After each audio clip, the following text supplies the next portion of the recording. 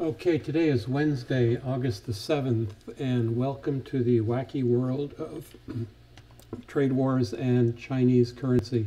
CNBC said that the market is being controlled by Chinese currency, and that is exactly right. And there are many reasons for that, not the least of which is that if the Chinese currency is artificially set low, it makes it easy for them to export, but very difficult for other countries to export into China. And that would cause quite a global issue.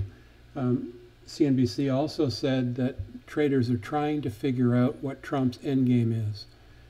And that alone can change from minute to minute.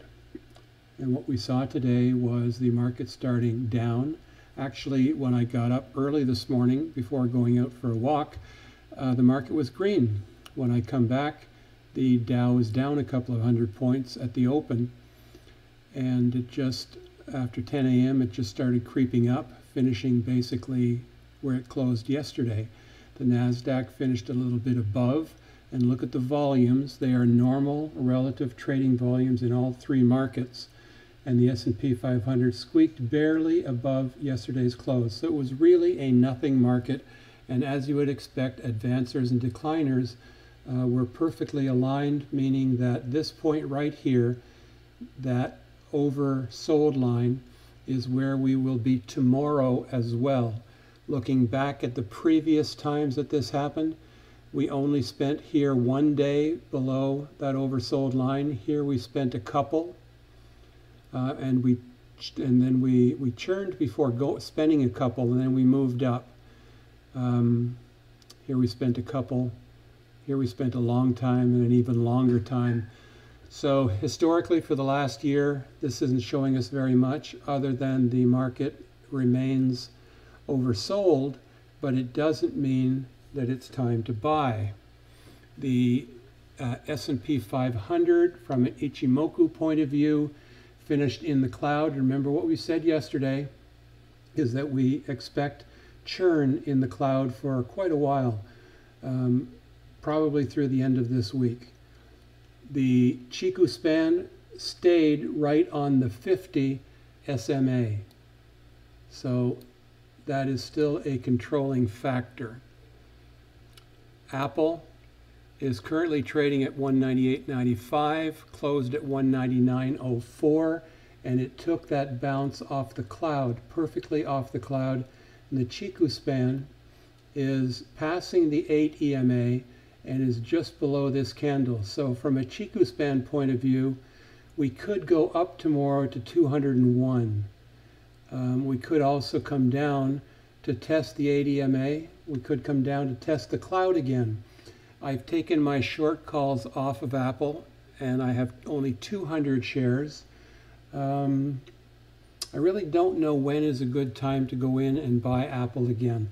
Let's take a look at another indicator that Anne-Marie Bain, she's on Twitter at Anne-Marie Trades, she developed, and she calls it her version of the SMI indicator. And this blue is a slow-moving stochastics indicator that turns yellow when it's at either end of the extremes. Now it's showing that it is the market, that Apple should be going down. And this faster moving indicator, which is over 12 days as opposed to 40 days, is still in its down mode and could go as low as this white line. So this is telling us that from a stochastics momentum indicators, Apple still hasn't made a significant correction from this downturn here.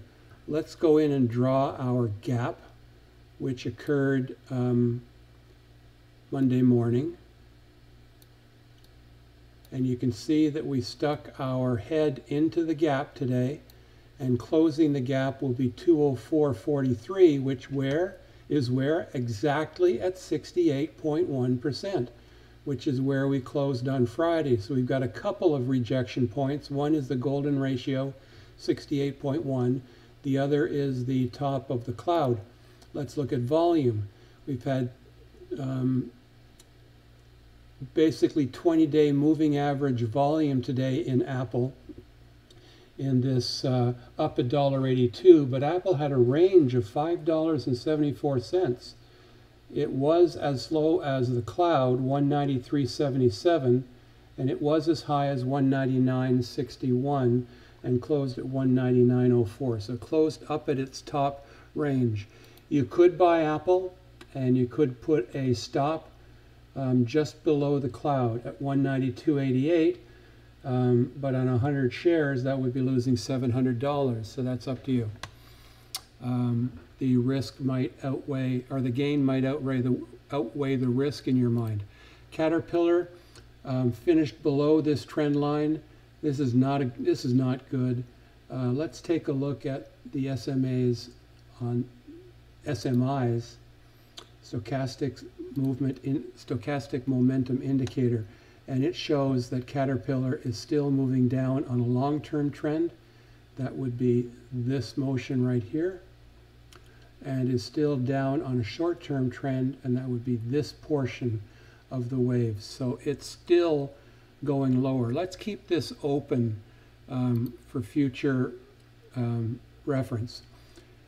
We did get our pop. Remember, we had the flag and the channel, We had our pop, but we finished down at the bottom. So as the market strengthened, gold went down. I tweeted this pop this morning, and I wasn't saying that we should buy that.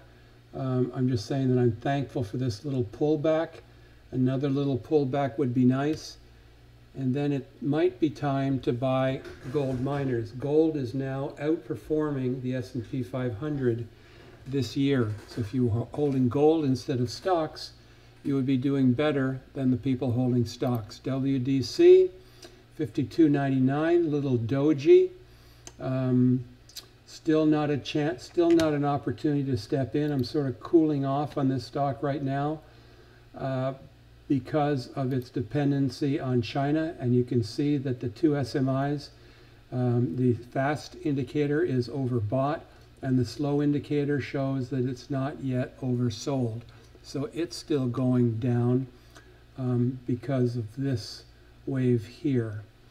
And Whirlpool is doing quite well. The Chiku span bounced off the cloud some days ago.